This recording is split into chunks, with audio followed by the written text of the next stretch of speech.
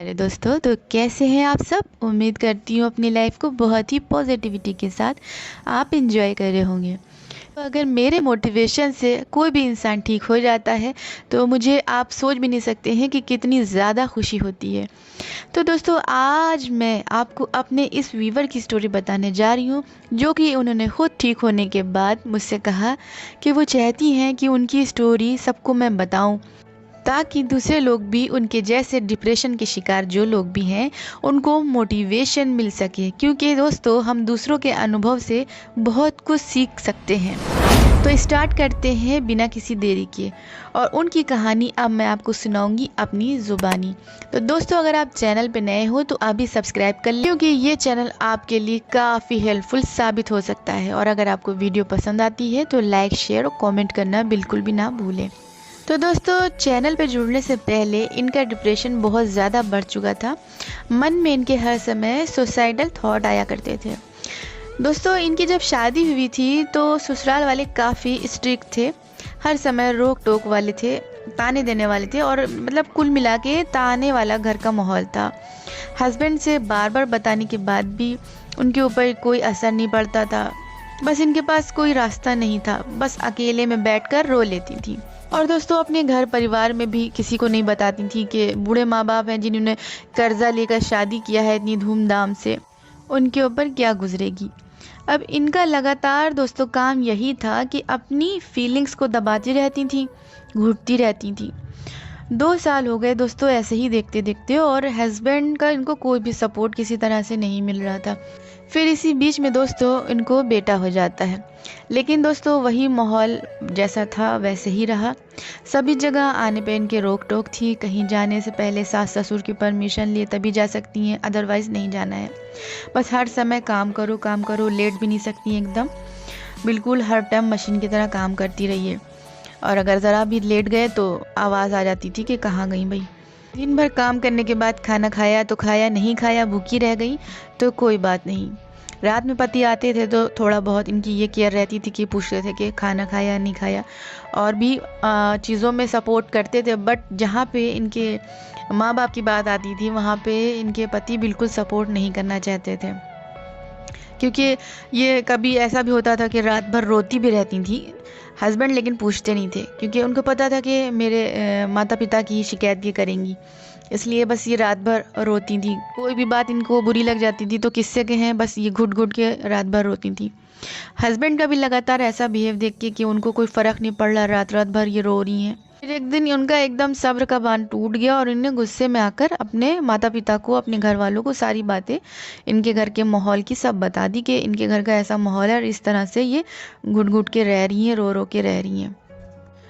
मायके वालों ने दोस्तों उनकी ससुराल आकर घर वालों से बात करना चाहा कि समझाएंगे कि भाई ऐसा बिहेव ना करें, उनके घर भी बेटी है।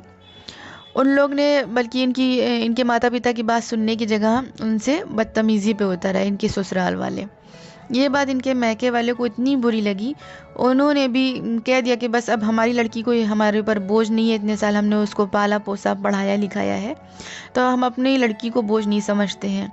अब इधर मायके वाले इनको जो है घर वापस ले जाने की ज़िद पे अड़ गए कि चलो बस अब बेटा यहाँ पर मत रहो। इन ससुराल वाले तो बहुत ज़्यादा ही कुछ आगे थे जुल्म करने में। उन्हीं ने भी कह दिया कि बेटे को छोड़ के ही जाना है, ऐसे नहीं जाना है, बेटे को लेकर नहीं जाना है। अब इनके सामने एक तरफ दोस्तों कुआं था और दूसरी तरफ खाई थी। इनको ऐसा लगा जैसे जीते जी इनको किसी ने मार दिया हो। एक तरफ तो दोस्तों उनको पति से और बेटे से छूटने का दर्द था, फिर भी इनको अपने मैके वालों के कहने पर चलना पड़ा और उनके साथ इनको आना पड़ गया।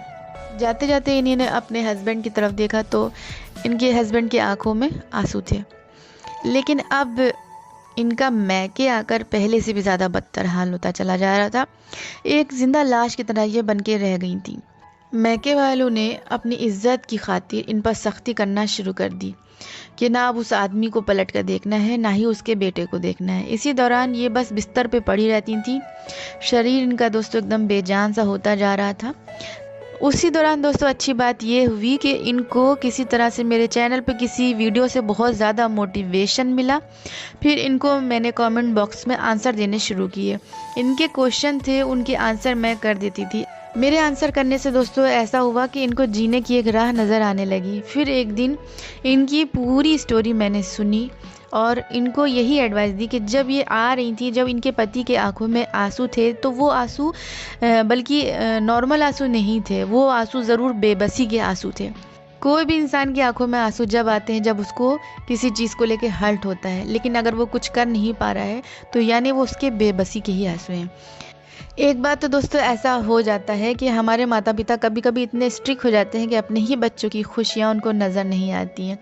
मैंने उनसे उनके पति से बात करने को कहा, जबकि ये बात बहुत ज़्यादा डिफ़िकल्ट थी उनके लिए, क्योंकि उनके माता पिता ने एकदम सख्ती कर रखी थी कि बिल्कुल भी मना कर रखा था कि बात नहीं करना है।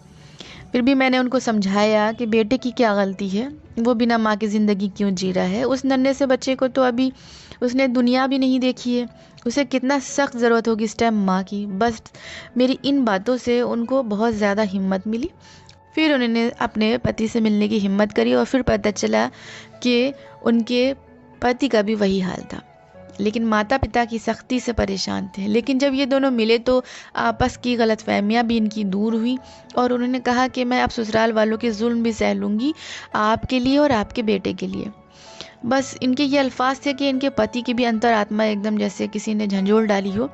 उन्होंने कहा, नहीं, मैं जब तक ज़िंदा हूँ तब तक मैं तुम्हारी आँख में आंसू नहीं आने दूंगा। और दोनों ने ही साथ में रहने का फ़ैसला किया। इधर इन्होंने अपने घर वालों को नॉर्मल किया और उधर उनके पति ने अपने घर वालों को नॉर्मल किया और बहुत समझाया बुझाया, और अब वो दोस्तों दोनों साथ में हंसी खुशी रह रहे हैं। तो अब उनका मेरे पास मैसेज आया कि आपकी वजह से सिस्टर मैं आज डिप्रेशन से बाहर आ गई हूँ और अपनी फैमिली के साथ खुशहाल रह रही हूँ। और उन्होंने कहा कि आप लोगों को मेरी स्टोरी बताएं ताकि वो भी डिप्रेशन से बाहर आने में एक कदम बढ़ा सकें, और मोटिवेशन के लिए इंसिराज चैनल को सब्सक्राइब करें। ये मेरे लिए बहुत ज़्यादा अचीवमेंट की बात है दोस्तों कि किसी का डिप्रेशन मैं दूर कर सकी। और दोस्तों अगर आपका डिप्रेशन एंजाइटी दूर होती है तो आप भी अपनी स्टोरी ज़रूर मुझे सुनाएं। तो उम्मीद करती हूँ आज की वीडियो आपके लिए काफ़ी हेल्पफुल साबित हुई हो। इसी उम्मीद के साथ इस वीडियो को यहीं पे ख़त्म करती हूँ। जब तक के लिए मुझे दे इजाज़त। Good bye.